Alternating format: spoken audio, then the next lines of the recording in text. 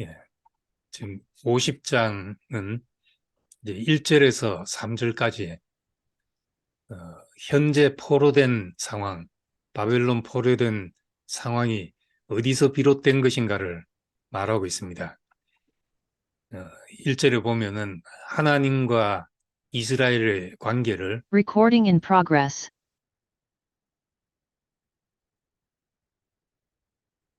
하나님과 이스라엘의 관계를 이제 그 부부 관계에도 비유하고 자녀 관계에도 비유를 합니다. 내가 너희 어미를 내보낸 이혼 정서가 어디 있느냐? 내가 어느 체주에게 너희를 팔았느냐? 예, 보라, 너희는 너희 죄악으로 말미암아 팔렸고 너희의 어미는 너희 배역함으로 말미암아 보냄을 받았느니라. 여기서 이제 너희의 어미라는 것은 유대 나라를 의미하고 너희들, 이것은 자녀들, 백성 개개인을 얘기합니다. 그 바벨론에 잡혀간 것은 하나님의 무능 때문이 아니라 너희의 죄 때문이다. 이제 그 말씀을 하고 있습니다. 하나님도 이렇게 이제 변명을 하시죠. 내가 무능해서 그런 것이 아니다. 너희가 배반했기 때문이고 우상을 섬겼기 때문이다. 이렇게 말을 합니다. 그리고 3절에 흑암으로 하늘을 입히며 굵은 배로 덮었느니라. 이는 그 하나님의 슬픔을 시적으로 이렇게 표현했습니다. 하늘이 캄캄해졌다. 예수님이 십자가에 못 박혔을 때 제 구시로부터 온 땅이 제 육시로부터 온 땅이 어두워지고 캄캄해지고 하는 말씀을 하고 있는데 그 하늘이 캄캄해졌다는 것은 뭐 기상이 악화됐다는 말이 아니라 하나님의 슬픔을 그렇게 표현하고 있습니다. 근데 이제 4절부터 9절까지 이사야서 50장의 그 주된 내용입니다.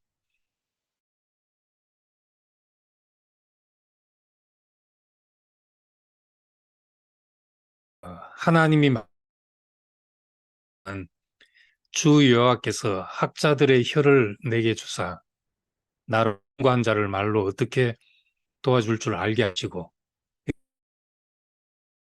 제 선지자의 말이지요. 그 당시로 보면은 이사야 선지자의 말이라고 볼 수 있는데 그 뒤에 고난받은 내용을 보면은 정확하게 그리스도를 묘사하고 있는 말이기 때문에 그 예수의 순환에 대한 예언이라고 그렇게 보게 됩니다. 선생님도 마찬가지지만 그 앞선 생각을 가진 사람은 대중으로부터 욕을 듣고 돌을 맞고 하는 일이 거의 필연적으로 있게 마련인 것이요. 4절에 이제 하나님께서 학자의 나로 공로 어떻게 도와줄 줄 알게 하시고 학자의 혀를 주셨다는데 여기서 우리말에 학자라고 돼 있는데 뭐 학위를 가진 학자가 아니라 원래 뜻은 이제 배우는 자란 뜻입니다. 영어로는 이제 disciple이라고 또 돼 있고 더 learned라고도 돼 있습니다.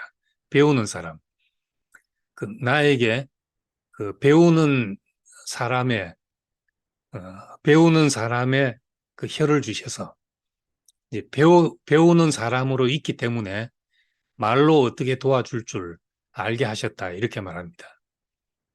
예, 사람들에게 필요한 것 정말 하나님의 말씀이 없이는 지금 내가 왜 여기서 이런 일을 겪고 있는가에 대해서 인생을 해석하고 살게 하는 힘이 없습니다. 근데 하나님의 말씀이 있으면 이상하게 어떤 말씀에 부딪히든지 간에 어떤 말씀에 부딪히면서 그 내 상황에서 그 알을 깨고 나오듯이 헤쳐나오는 그런 이제 살게 하는 힘이 있는 것을 경험합니다. 이 선지자는 나에게 그 배우는 사람의 그 배우는 사람으로 있기 때문에 나에게 그런 귀한 혀를 주셔서 말로 공고한 자, 지친 자를 어떻게 도와줄 줄 알게 하셨다. 이렇게 얘기를 합니다. 그 사람들이 좀 이제 알다 보면은 그 가르치려고 하기가 참 쉽거든요. 그 가르치려는 태도를 가진 사람을 만나면 예, 대부분 다 싫어합니다. 정말 가난한 사람, 나 좀 뭘 가르쳐 달라 이런 사람이 아니고는 요즘같이 정보의 홍수 속에 자기가 찾아봐서 다 알 수 있고 할 것이 많은데 이제 아는 체 하면서 가르치는 태도는 특히 요즘 시대는 다 싫어하죠. 근데 예나 지금이나 그 하나님 앞에 있는 사람의 태도는 이 배우는 사람, 하나님의 말씀을 들을 수 있는 사람이 될 때, 그 사람에게서 학자의 그 혀가 공고한 자를 말로 이제 어떻게 도와줄 줄 알게 된다는 말을 합니다. 그리고, 음, 또 아침마다 깨우치시되 나의 길을 깨우치사 학자같이 알아듣게 하는도다. 학자의 혀를 주셨고 학자의 길을 주셨다. 이 말씀도 마찬가지로 배우는 사람의 길을 주셨다. 이 듣는다 하는 말은 순종한다는 말과도 같이 쓰입니다. 내가 하나님의 말씀을 듣는다 하는 것은 순종한다. 청종한다. 듣고 따른다는 말이잖아요. 청종한다는 말이에요.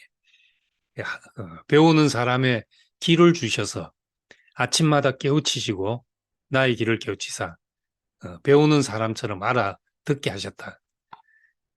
우리 그 열왕기상 말씀할 때 열왕기상에 이제 솔로몬이 어린 나이에 왕이 돼서 하나님 앞에 일천 번제를 드리면서 기도를 합니다. 네가 무엇을 원하느냐고 하나님이 물을 때 솔로몬은 이제 지혜를 구해서 지혜를 얻었다고 우리가 그냥 간단하게 어, 많은 분들이 알고 있습니다. 근데 그 구절을 자세히 보면은 저에게 듣는 마음을 주셔서 백성을 다스릴 수 있게 해주십시오. 듣는 마음을 주십시오. 이렇게 말합니다. 그러니까 지혜라는 말은 지혜가 어디서 생기는가? 듣는 마음에서 생깁니다. 다른 사람을 말로 도와주려고 할 때도 그 사람 말을 들을 수 있어야지 내가 말로 도와줄 수 있게 됩니다. 우리 자매가 몇 번 간증을 했지만은 우리 애들 키울 때 그 부모는 다 먼저 길을 간 사람이고 정답을 가지고 있잖아요. 애들이 어떤 상황을 이야기하고 무슨 말을 하면은 그 엄마로서의 정답이 너무 빨리 튀어나오는 거예요. 이제 우리 딸이 한 번은 엄마한테 그런 거를 아주 강하게 어필하면서 엄마는 내 말을 한 번도 들은 적이 없다. 어, 내 말 한 번도 들은 적이 없다. 엄마는 엄마 말만 한다. 그런 거예요. 내가 언제 내 말만 했냐. 어, 나만큼 이렇게 좋은 엄마가 어디 있냐. 너한테 화내는 것도 아니고 바른 길을 제시하고. 근데 애들이 원하는 것이 그게 아니었죠. 그 내 마음을 알아주고 이해해주면은 아, 너가 그래서 그랬구나 하고 알아주면은 문제의 대부분은 이제 그냥 사라지게 되는 겁니다. 우리가 누구하고 이야기할 때 답을 안 줘도 꼭 답을 안 줘도 들어만 줘도 그 해결될 때가 참 많거든요. 저도 누구한테 내 얘기를 속내를 실컷 이야기하고 내 얘기가 다른 사람에게 먹혀든다고 생각이 들 때 그때 이제 그 문제 자체가 날아가 버리듯이 그렇게 되는 걸 경험합니다. 제가 말을 옛날부터 말을 잘 못한다고 항상 생각을 해서 어떻게 말을 잘할까 하고 카네기 처세술 같은 것도 사보고 했는데 카네기 처세술의 말 잘하는 방법이 첫째가 잘 듣는 것, 그리고 상대가 말할 수 있도록 질문을 잘해주는 것. 그래서 한 번은 어떤 사람을 만나서 자기가 거의 얘기를 안 하고 한두 번 질문을 하고 얘기를 듣기만 했는데 그 상대편으로부터 반응이 내가 지금까지 만난 분들 중에 이렇게 말을 잘하신 분을 처음 만났다고 그렇게 얘기를 하더라는 거예요. 듣기만 했는데도. 그러니까 이 배우는 학자의 혀, 학자의 귀, 이 번역이 좀, 이 learned, 배웠다는 것 때문에 이렇게 번역을 했는데 배운 사람보다도 배우는 사람, 어, 배우려는 사람, 그렇게 해석하는 것이, 번역하는 것이 맞습니다. 그렇게 될 때, 우리가 하나님의 말을 듣는 사람이 되고, 사람의 말을 듣는 사람이 되면은, 어, 우리에게 이제 나를 넘어서는 다른 것이 보이게 됩니다. 근데 이렇게 보여지고 난 다음, 보여지고 나면은 내가 하나님의 말씀이 들리고, 하나님이 하시는 어떤 세계가, 하나님이 우리에게 열어 보이신 세계가 우리에게 보이게 되면은 우린 다른 세계가 눈앞에 펼쳐지기 때문에 다른 삶을 살 수밖에 없습니다. 그럼 기존에 이것이 안 보이는 사람들하고는 충돌할 수밖에 없는 거죠. 그 비전을 본다는 것, 이상을 본다는 것은 다른 사람이 못 보는 것을 보는 거니까 그런 걸 보게 되면은 보지 못하는 사람과 삶의 방식이 달라지고 가는 길이 달라질 수밖에 없습니다. 예, 그럴 때 이제 핍박이 오고 박해가 따를 수밖에 없습니다. 그래서 5절에 보니까 주께서 나의 길을 여서섬으로 내가 그여가지도 아니하며 뒤로 물러가지도 아니한다. 그 내 앞에 이제 다른 것이 보였으면 내 눈이 열려서 하나님의 나라가 보이면 우리가 지금까지 없던 것이 보였으니까 지금까지 없던 삶의 방식이 우리에게 나오게 됩니다. 그때 내가 거여가지도 아니하고 뒤로 물러가지도 않고 그 보여진 것, 부르심을 향해서 가는 사람이 됩니다. 이제 그럴 때 나를 때리는 자에게 내 등을 맡기며 나의 수임을 뽑는 자들에게 나의 뺨을 맡기며 모욕과 침뱉음을 당하려고 내 얼굴을 가리지 아니하였느니라. 때리는 자에게 등을 맡긴다. 이제 맡기도 하고 그다음에 수염을 뽑는 자들. 그 수염은 그 사람의 어떤 영예를 상징합니다. 그 수염을 이렇게 기르고 있는 것이 이제 폼도 폼이지만 그 사람의 품격과 이런 것을 나타내는데, 근데 수염을 뽑는다는 것은 그것은 이제 가장 수치스러운 최고의 모욕 중에 하나입니다. 그 이스라엘 사람들에게. 그러니까 그런 최고의 모욕을 당한다는 것을 내 수염이 뽑힌다는 것으로 표현하고 있습니다. 그리고 얼굴에 침뱉음을 당한다. 이제 이런 것이 이사야서에 묘사되어 있는데 예수님이 그 골고다로 가시면서 십자가의 순환을 당한 것이 꼭 그 모습을 묘사해 놓은 것과 같잖아요. 우리 예수님이 이런 길을 가셨다. 이렇게만 알 일이 아니고 우리에게 그리스도의 영광이 보이면 우리도 그가 간 길을 이제 갈 수밖에 없습니다. 그래서 빌립보서 1장 29절에 보면은 하나님이 너희에게 은혜를 주신 것은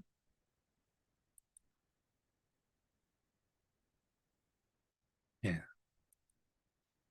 하나님이 너희에게 은혜를 주신 것은 다만 그를 믿을 뿐 아니라 그를 위하여 고난도 받게 하려 하십니다. 그렇게 말했습니다. 다만 그를 믿을 뿐 아니라 고난도 받는다. 우리에게 영광이 보인다는 것, 하나님의 영광이 보이고 인자의 영광, 인생의 영광이 뭔지가 우리에게 보여지는 것은 그냥 영광이 보였으니까 그냥 좋다, 이럴 수만 있는 게 아니고 그와 함께 고난도 받게 하려 하십니다. 그렇게 말합니다. 그래서 그리스도께서도 우리를 위하여 고난을 받으사 그리스도의 자치를 따라오게 하셨다. 베드로전서 2장이 그렇게 말합니다. 그의 자치를, 자신이 간 그 발자취를 우리로 하여금 따라오게 하셨다. 겁니다. 예수 그리스도를 따른다 하는 것은 예수 그리스도를 따르니까 뭐 내 건강이 좋아지고 내가 기쁘고 내 문제가 사라지고 뭐 이런 파생 상품들도 있을 수 있지만은 근본적으로 그를 따르는 것은 그를 위하여 또 그와 함께 고난도 받는 것이 당연한 일입니다. 우리가 때로 이제 내 이유가 아닌 어떤 이유 때문에 고난이 올 수가 있습니다. 그 베드로는 그렇게 말합니다. 자기가 잘못해가지고 고난을 받으면 그 무슨 유익이 있겠냐. 그러나 내가 애매히 고난을 받는다. 내가 뭐 잘못한 것이 없는데 고난을 받는다. 그러면 그건 그리스도와 함께 참여한 자가, 그리스도의 고난에 함께 참여한 자가 되는 것이니까 그와 함께 영광도 받게 될 것이다. 이렇게 말합니다. 등을 맡기는 자에게, 나를 때리는 자에게 등을 맡기고 또 수염을 뽑는 자에게 뺨을 맡기고 피하려고, 침뱉음을 피하려고 얼굴을 가리지 않았다. 이건 굉장히 이제 능동적인 표현입니다.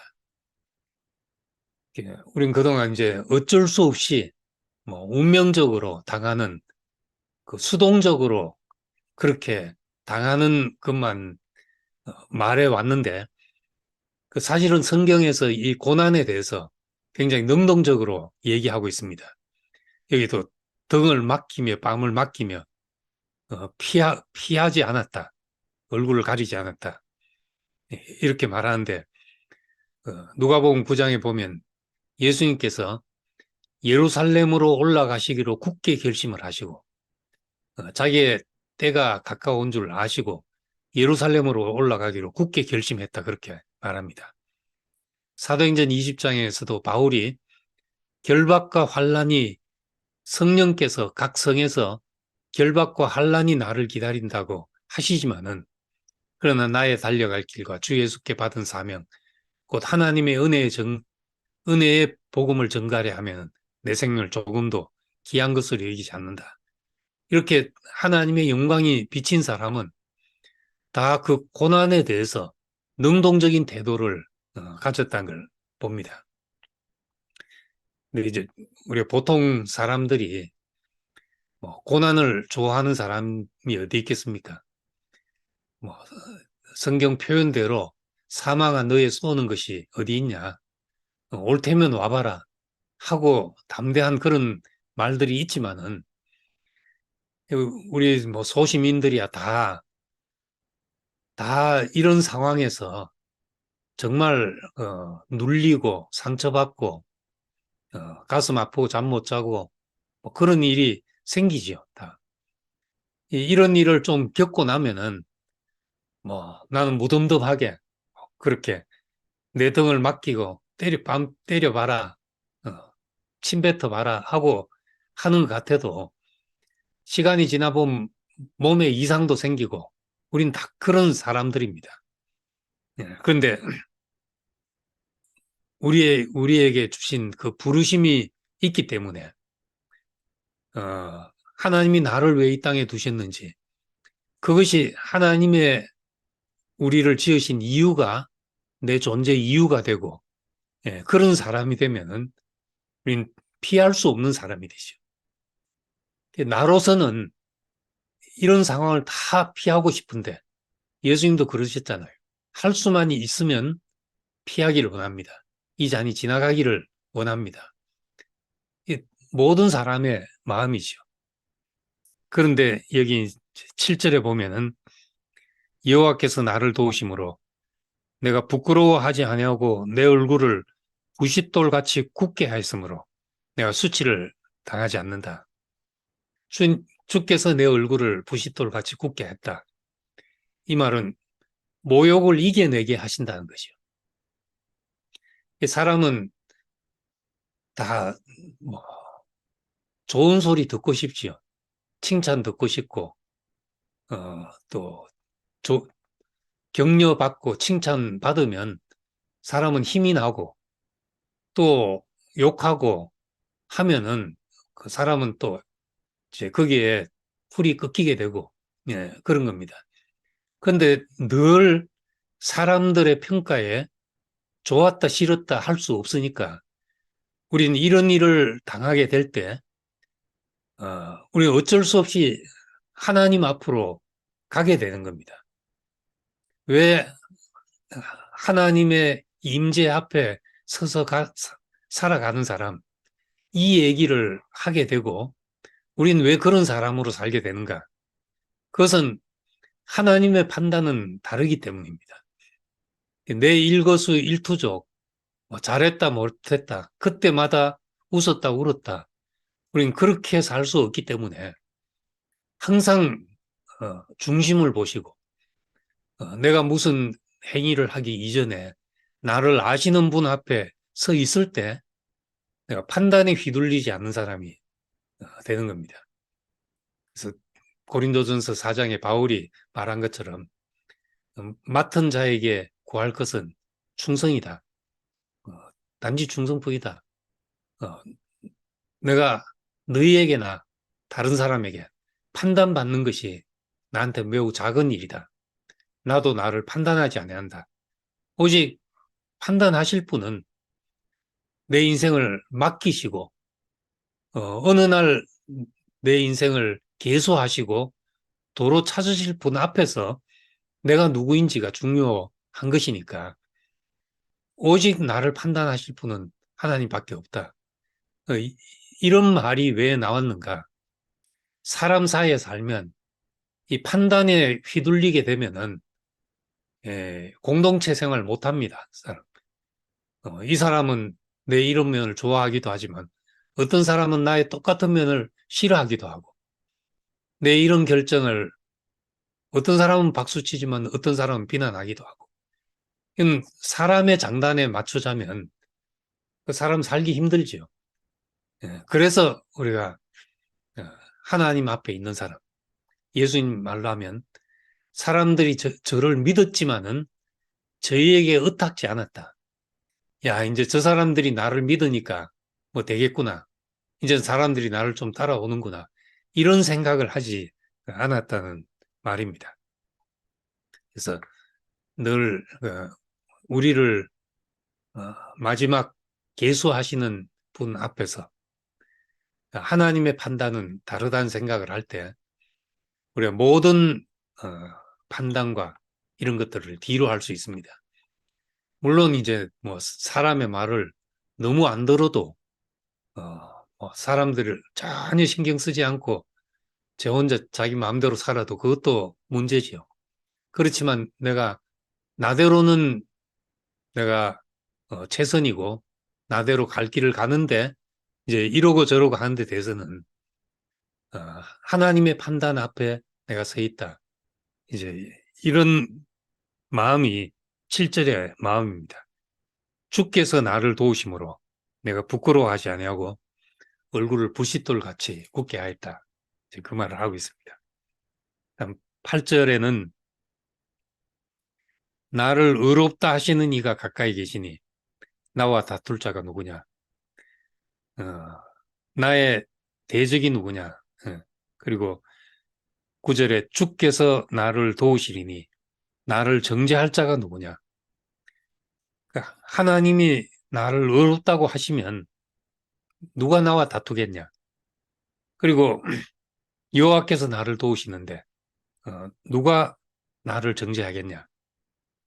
바울이 이제 로마서 8장에 이 말씀을 인용해서 했습니다. 만일 하나님이 나를 위하시면 누가 우리를 대적하리요? 환난이나 기근이나 적신이나 칼이라 무엇이 나를 해방하겠냐 하는 말씀을 하고 있습니다. 그래서 이런 우리 하나님의 말씀이 우리에게 들리고 우리가 배우는 사람으로서 일생 아침마다 깨우치신다 했는데 매일 내가 하나님의 말씀이 필요한 사람으로 살아갈 때 우리에게 듣는 마음이 생기고 또 사람을 살리는 혀가 생기게 되는데 그 사람으로 살 때 그냥 그렇게 산다고 다 박수치는 일이 아니란 겁니다. 등을 때리는 사람, 수염을 뽑는 사람, 모욕을 주는 사람, 얼굴에 침 뱉는 사람 다 있죠. 예. 그 속에서 우리가 얼굴을 부싯돌 같이 굳게 한다. 얼굴에 철판을 깔아서가 아니라 내가 하나님 앞에 서 있는 사람으로 살기 때문에 그런 것이 문제되지 않는 사람으로 살게 된다는 겁니다. 여호와의 종의 모습을 이렇게 묘사하고 있습니다. 그 십자가로 가시는 예수, 다 그 이 5절에 이 고난을 그대로 당하셨는데 침 뱉고 뺨 때리고 누가 때렸는지 맞춰보라고 눈을 감기고 그렇게 하고 했지만은 그것을 등을 맡기며 땀을 맡기며 얼굴을 가리지 않고 이제 가신 이 여호와의 종, 우리는 그 자체를 따르게 하기 위해서 우리를 부르셨습니다. 10절, 11절은 이제 이 여호와의 종이 배우는 자의 혀를 받은 학자의 혀를 받은 종이 선포할 복음을 10절, 11절에 말씀합니다. 흑암 중에 행하여 빛이 없는 자라도